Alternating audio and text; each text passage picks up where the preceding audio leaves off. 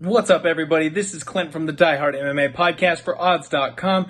Make sure you check out UFC Vegas 21, the podcast. Click the link below. Head on over to Odds.com. Check it out. We broke it all down with my boy Gianni, the Greek.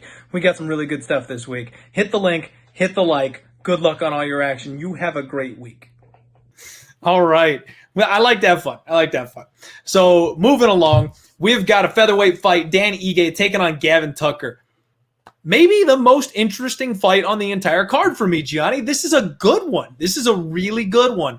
Dan Ige, 14-3. Gavin Tucker, 13-1. Dan's training out of Extreme Couture with guys like Islam Makhachev. We just saw how damn good that guy is. Khabib 2.0 here in the lightweight division.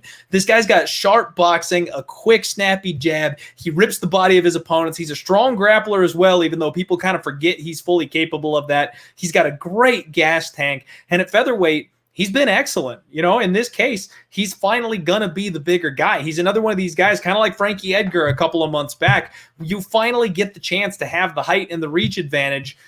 The table's completely turned. You know, he was outsized by Calvin Kattar, and he was in that fight. He hit Calvin Kattar with some shit.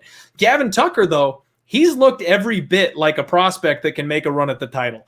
Great gas tank. He's a tank. He's a short, squat, muscle-bound, just machine in there. Sharp boxing, sneaky head kick, big clinch knees. He controls his opponent's posture, pins them up against the fence. Really strong grappling, heavy top control. It's kind of like if you hit Sean Brady with a shrink ray. Like, this guy just mauls people on the floor. And he's got a great gas tank too. He pushes a high pace. The only problem for me is this is a massive step up in competition for Gavin Tucker. He has looked excellent so far in his UFC, but he's beaten only guys that are at that mid to low tier. And now he's fighting Dan Ige, a guy that went to war with Calvin Kattar, a guy that went to war with Edson Barboza. This is a spot where, generally speaking, I'm tempted to fade the fighter stepping up in competition because it's not often you succeed with that first big jump. Sometimes it takes 2 or 3 attempts.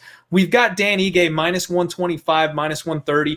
Gavin Tucker's about a plus 100, plus 110 underdog here. And this feels like a buy low spot on Dan Ige to me, but I haven't made a move yet, Gianni. How do you feel about this one? I'm going to tell you, I like the Gavin Tucker side. It's a bet. Okay. In fact, this is the play I used last week when we had to give out for this week. Oh, there you go. I thought it was a coin flip fight. I really did. And at that time, Ige was minus 165. He's since dropped, but I still think as long as you get plus money, Gavin Tucker's the right side. And I will rarely go against a fighter like Ige, who not just what he's done, meaning the amount of wins he has at the UFC level, but he's going to have a reach advantage, significant here, 5 inches, like you touched on. He's 5 years younger, 5 years younger. That matters at that age that they're at.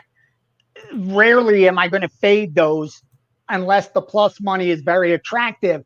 But the reason I like the Gavin Tucker side here even more and would still bet it, like I said, as long as it's plus, is I think this one goes the distance. At least that's what our model shows. And the line's at least heavily favored to go over 2.5. And it's the volume of Gavin Tucker that I think is going to be the difference maker.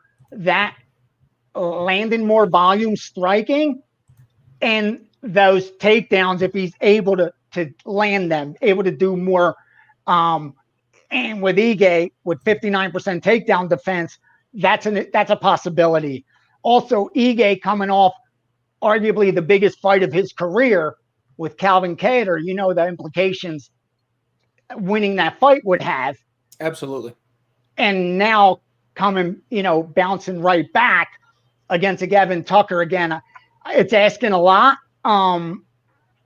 In the favorite spot, I don't like it, and it's tough. You see, it's tough for me to say because I've backed Ige in the past with great results. He's been money.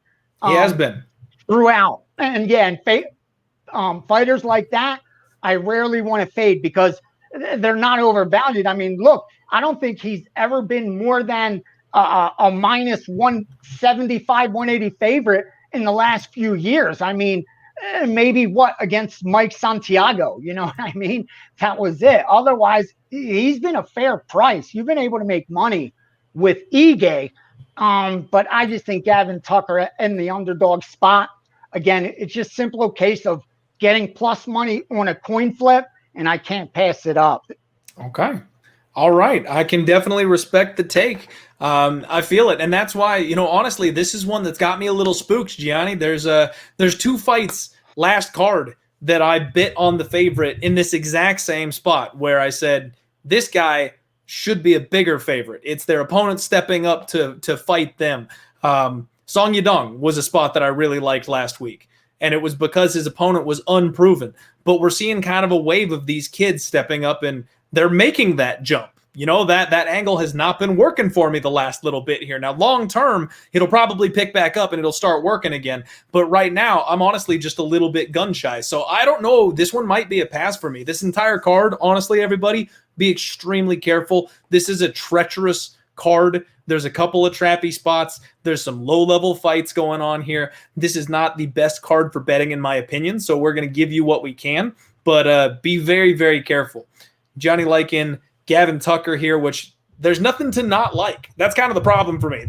There's stuff to like on both sides, and it's a very, very enticing line. You could justify either way you want to go on this. Yeah, you could argue both sides. Yeah, you got a 13-1 against 14-3.